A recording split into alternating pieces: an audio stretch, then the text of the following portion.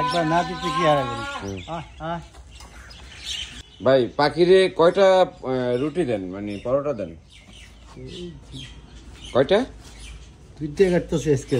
আজকে দুইটা না? আর কি আছে? চপ, বেগুন, এগুলো না? এগুলো কত বছর ধরে দেন এই খাবারটা? 10 বছর। 10 বছর না? এই খাবারটা দেওয়ার সময় কখন, মানে কয়টার দিকে দেন? নামাজের পরপরই দেন না? পাখি বুঝা যায় এই সময় খাবার দিবেন না? আপনি 10 বছর ধরে দেন না? আপনার নাম কি? টিটু পাটোয়ারি। টিটু পাটোয়ারি না? এই জায়গার আসার লোকেশনটা কি, মানে চাঁদপুর শহর থেকে? রঘুনাথপুর অবদা। অবদা। আপনার দোকানের নাম কি? দোকানের নাম এইভাবে এই রুটিগুলো কেটে পাখিকে দেওয়া হবে। আপনারা চাইলে এই পাখিকে খাবার দিতে পারেন। ওনাকে যদি আর্থিকভাবে সহযোগিতা করেন তাহলে উনি আরো ভালো পরিমাণ খাবার দিবে। একবার না দিতে কি আর আমি আপনাদের দেখাচ্ছি আমাদের চাঁদপুর রঘুনাথপুর ওয়াবদা।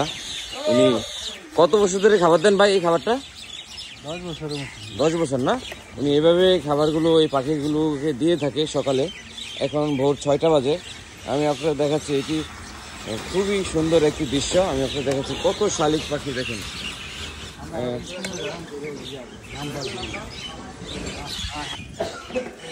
শত শত পাখি। শালিক, শালিক না ভাই এগুলো সব?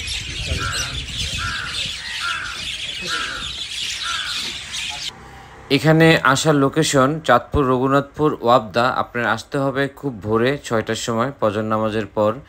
আর যে খাবার দেয় ওনার নাম হলো টিটু পাটোয়ারি। উনি দীর্ঘ 10 বছর ধরে এই খাবারগুলো দিচ্ছে। আজকে উনি 4টা রুটি এবং চপ, বেগুনি দিয়েছে। দেখলাম এরপরে খাবারের সংকট, আমি এরপরে আরও 4টি করে 8টি মোট রুটি দিয়েছি আজকে।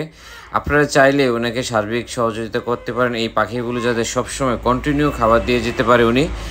আর যদি কোনো কর্মকর্তা থাকেন আমার ভিডিওটি দেখেন, অবশ্যই ওনার খোঁজখবর নেবেন, যেহেতু উনি পাখিদেরকে খাবার দেয়। আপনারা ওনাকে একটু সহযোগিতা করবেন, ভিডিওটি বেশি করে শেয়ার করবেন।